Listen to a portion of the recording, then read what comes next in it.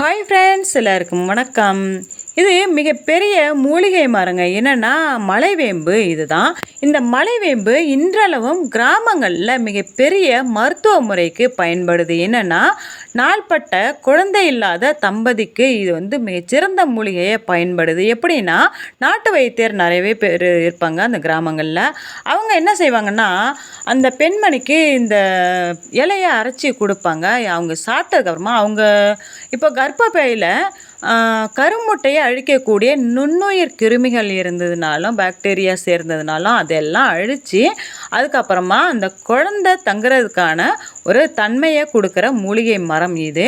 அவ்வளோ ஒரு மகத்துவம் உள்ள ஒரு மூலிகைன்னா இந்த மலைவேம்பு. இதோட அழகுக்காகவே எங்கே பார்த்தாலும் நான் வண்டியை நிறுத்திடுறது. இந்த பூவை பறித்து வச்சுக்கிட்டு நான் அவ்வளோ ஒரு ரசிப்பேன். எப்படின்னா அந்த பூவை பாருங்களேன், அதில் அந்த சூலகம் இருக்குது பார்த்தீங்களா, அந்த சூலகம் அவ்வளோ ஒரு அழகாக இருக்கும். அந்த டார்க் பர்பிள் கலரில் இருக்குது பார்த்தீங்களா, அதை விட வேறு என்ன அழகு இருக்குது.